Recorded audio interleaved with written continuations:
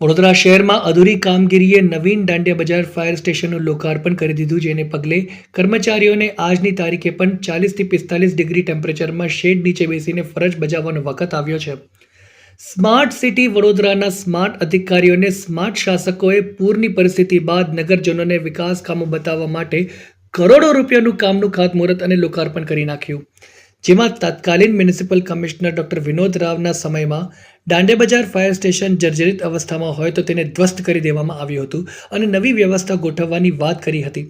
પરંતુ વૈકલ્પિક વ્યવસ્થા ગોઠવવાની જગ્યાએ એ જ સ્થળ પર ફાયર બ્રિગેડના કર્મચારીઓને ઉનાળાના 40 થી 45 ડિગ્રી તાપમાનમાં અને ચોમાસામાં પણ પતરાના શેડની નીચે ફરજ બજાવવાનો વખત આવ્યો છે. આ જ બતાવે છે કે વડોદરાના સ્માર્ટ અધિકારીઓ અને શાસકોની ઉત્કૃષ્ટ કામગીરી.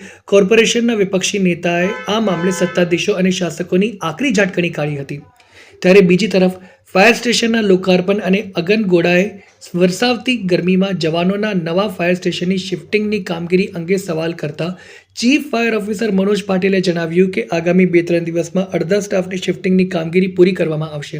સાથે સાથે તેમણે એમ પણ જણાવ્યું હતું કે ફ્લોરિંગ સહિતની થોડી ઘણી કામગીરી બાકી હોય તો આજ દિન સુધી લોકાર્પણ બાદ શિફ્ટિંગ થઈ શક્યું નથી.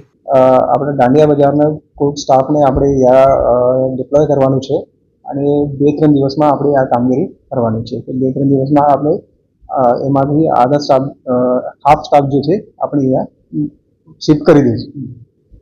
એમાં થોડું કામ બાકી હતું, થોડું ફ્લોરિંગનું કંટ્રોલ રૂમના અને કંઈ આપણે જે કંટ્રોલ રૂમમાં જે ટેલિફોન વગેરે એમની જે વાયર ખેંચવાનું છે આ કામ થઈ જશે તો આપણે શરૂ થઈ જશે. 2-3 દિવસમાં આપણે ચાલુ થઈ જશે. તો લોકાર્પણ એમને જ કરી નાખ્યું મેયરે અધૂરી કામગીરીમાં એવું થયું સાહેબ? નહીં, આપણે તો કંટ્રોલ રૂમનું કામ ચાલુ જ હતું. અહીંયા ચાલુ નથી, ત્યાં તો લોકાર્પણ અધૂરી કામગીરી કરી નાખી એવું થયું સાહેબ? આપણે તો બદામી જે ફાયર સ્ટેશન છે આપણે બાજુમાં જ આપણે દાંડિયા બજાર છે, અહીંયાથી સર્વિસીસ તો ચાલુ જ છે. બસ અહીંયાથી કોઈ સ્ટાફને આપણે ત્યાં 2-3 દિવસમાં આપણે ચાલુ કરી દઈશું.